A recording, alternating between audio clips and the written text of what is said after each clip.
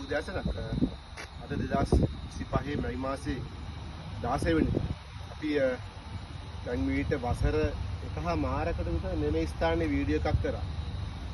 අපේ ප්‍රේක්ෂකයන්ට මතක ඇති මේ තමයි අනුරාධපුර හෝටල් කලාපය. ඉතින් මෙතන සංචාරක හෝටල් අනුරාධපුරේ පළමුවෙන්ම හදපු සංචාරක හෝටල් තියෙන මේ අවට. ඉතින් මේ හෝටල් කලාපය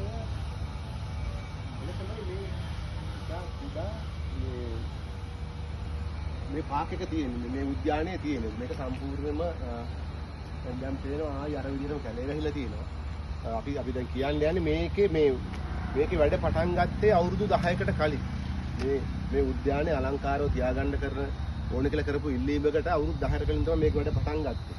ඉතින් දැන් ඊට පස්සේ අපි අවුරුදු 10කට පස්සේ නැවත අපි පළාත් සභාවෙන් ඉල්ලුවා මේ වීඩියෝ එකෙන් පස්සේ මේ උද්‍යානයේ මේ විදිහට තියන්න එපා.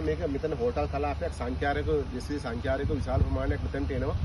ඒ නිසා මේක ලස්සනට තියාගන්න කියලා කිව්වා. ඒකට මේක කැලෑව තිබුණේ අවුරුදු 10කට කලින් මෙන්න මේ කණු දාලා තිබුණා.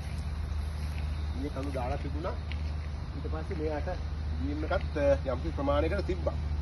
කිසියකට ඒ කරපු ඉල්ලීමට පළාත් සභාවේ සංචාරක අමාත්‍ය යත ප්‍රධාන අමාත්‍යාංශයෙන් ප්‍රතිචාර ලැබිලා බිල්ලු රත්නායක අපේ අධ්‍යක්ෂතුමා මේකට නගර සභාවට ලක්ෂ 55ක මුදලක් ලබා දුන්නා පරිසර අමාත්‍යාංශයෙන් කරන ලද ඉල්ලීමකින් පසුව.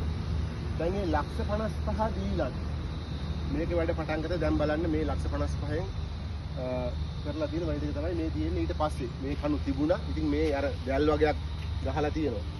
භූමිය ටික සකස් කරලා තියෙනවා. මේකේ සැල හිටවලා තියෙනවා. දැන් මෙතන පරිසර අමාත්‍යාංශයේ මේ මුදල් දුන්නේ මෙතන මේ සමනල උද්‍යානයක් ඇති කරලා විශේෂ විදේශී සංචාරකයන්ට ආකර්ෂණීය ස්ථානයක් බවට පත් කරනවා. ඉතින් මේ ලක්ෂ 55න් දැන් මේ වැඩේ කරලා නැහැ. ඉතින් මේ එහෙමනම් කලින් නගර සභාව කියන්න ඕනේ. දැන් මේගොල්ලෝ කියනවා මේ මුදල් මදි කියලා. මේ ලක්ෂ 55 දෙනකොට ඒ සැලසුමේ තිබුණා මේක සම්පූර්ණ ඉවර කරා. සම්පූර්ණ මේක වැඩ ඉවර කරන්න තිබුණා. ඒක නමුත් ඒ වෙලාවේ කියන්න තිබ්බ එහෙනම් ලක්ෂ 55 මදික. දැන් බලන්න ආයි නැවත අවුරුදු ගාණක් ගිහිල්ලා මේ ස්ථානයේ තිබ්බ තැනම තමයි. ඉතින් දැන් බවුසරයක් ඇතුලේ තියෙනවා. මේක ඇතුලේ සැල හිටවලා තියෙනවා. ඉතින් අපි දන්නේ නැහැ ඇයි මේවා මේ කරන්නේ නැත්තේ කියලා. පළාත් සභාවක් තියෙනවා. ආණ්ඩුකාරවරයෙක් ඉන්නවා. ඉතින් ආණ්ඩුකාරවරයාත් මේ සිද්ධිය දන්නවා. ඉතින් ආණ්ඩුකාරවරයාට මේක බලන්න පුළුවන්. මේ වැඩ හරියට ඇයි වෙන්නේ නැත්තේ කියලා. ඉතින් අපි මේවා ආණ්ඩුකාරවරයාට හැමදාම අපි ටැස්ටිං වලට ගියාම අපි අවධාරණය කරනවා. හැබැයි මේවා ගැන හොයලා බලලා මේ වල වැඩ ඉවර කරන්නේ නැහැ. ඉතින් මෙහෙම තමයි මේ ශ්‍රී ලංකාවේ වැඩ වෙන්නේ මෙන්න මෙහෙම තමයි. මේ වගේ භාග වැඩ ඔක්කොම දැන් තව අවුරුදු 10ක් විතර ඉන්නේ මේක අනිත් වැඩ ඉවර කරන්න. අවුරුදු 10කට කලින් මේ කණු දාලා යට බීම් එක දාලා තිබ්බා. ඒක ලක්ෂ 55ක් දුන්නා. ඒ 55 මෙන්න මේ ගැල්ඩින් දාලා තියෙන මේක වටේම තියෙන්නේ අඩි 800ක් තියෙන්නේ.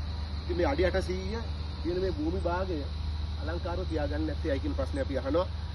දැන් නගර සභාව අනිත් මේක ඉස්සරහා තියෙන දැන් දිස්ත්‍රික් ලේකම්වරයාගේ නිල නිවාසිතුන් මෙතන ඉස්සරහා හතයි. ඊට පස්සේ අතිරේක දිස්ත්‍රික් ලේකම්වරයා ඉන්නේ ඊළඟ තැන. ඉතින් මේ ඔක්කොම ඉන්න තැනක තමයි මේ උද්‍යානයේ මේ විදිහට අවලක්ෂණව නැත්තම් අපවිත්‍රව පවත්වාගෙන යන්නේ. ඉතින් කරුණාකරලා මේවල වැඩ ඉවර කරන්න. මේවා මේ මහ ලොකු දේවල් නෙමෙයි. අපි ආණ්ඩුකාරතුමාට කියනවා. ආණ්ඩුකාරතුමාගෙන් ඉල්ලනවා මේක ඇවිල්ලා බලන්න. ඇයි මේක වැඩ වෙන්නේ නැත්තේ කියලා හොයන්නේ. මේ ලක්ෂ 55ට මොකද කරේ කියලා හොයන්නේ. අපිට ආරංචි දෙන්න නගර සභාව තව ලක්ෂ 20ක් ඉල්ලනවා. නගර සභාවට මේකේ ලාභ නගර සභාවේ ලාභ ගන්නනේ හරිනම් මේක සම්පූර්ණ කරන්න ඕනේ පළාත් සභාවට නෙමෙයි නගර සභාව. ඒගොල්ලන්ගේ මුදල් වලින්. ඒ මුදල් දීලත් මේක කරගන්න බැරි අය කියන ප්‍රශ්නේ අපිට තියෙනවා. අනුරාධපුරේ සියලු වැඩ මෙහෙමයි සිද්ධ වෙන්නේ. කිසි වැඩක් හරියට වෙන්නේ නැහැ. සංවර්ධන වැඩ සම්පූර්ණ සංචාරක නගරයක් වුණාට ජනාධිපතිතුමා කිව්වනේ මේක බ්‍රෑන්ඩ් කරන්න ඕනේ කියලා. කොහේ බ්‍රෑන්ඩ් කරන්නද මේ වගේ ආයතනත් එක්ක? අපි අහනවා මේක අනුරාධපුර නගරයට වෙනම පත් කරන්න ජනාධිපතිතුමා කොමිසම සභාව. පත් කළා මේ නගරේ හදන්න. මේක තමයි මේ ලංකාවේ පළවෙනි නගරේ ලංකාවේ පළවෙනි ජනාවාසය නේද? සම්පූර්ණම බුදුදහම තියෙන්නේ මෙතන. ඉතින් මේ නගරයට දිහා මේ බලන ආකාරය වෙනස් කරන්න කියන ඉල්ලීම අපි ආණ්ඩුවෙන් අදත් කරනවා. අපිට දැන් මේවා කියලා එපා වුණාද අපි මේ වීඩියෝ කරන්නේ මේ අපිට කහනවට නෙමෙයි. අපිට වෙන කරන්න දෙයක් නැති හින්දා අපි මේ අනුරාධපුරයට ආදරෙන් නිසා සමහරක් අයට අපිට පිස්සු කියලා සමහරක් අයට හිතෙන්න පුළුවන්. අපිට දැන් පිස්සුව තමයි මේ නගරේ අලංකාරව ලස්සනට ආරක්ෂා කරන ඒ නගර සැලසුමක් මේකේ තියෙනවා.